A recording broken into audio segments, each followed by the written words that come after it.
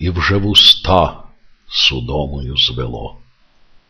І прийняла душа неопалима розпечені горби Єрусалима і Києва обпалене зело.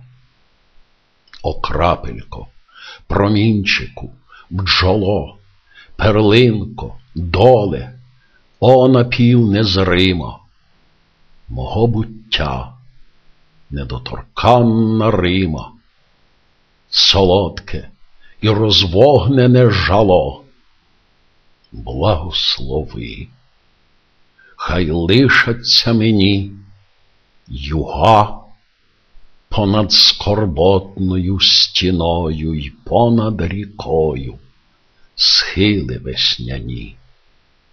Благослови, хай лишаться зі мною, допоки йти дорогою земною, допоки є ще спогади земні.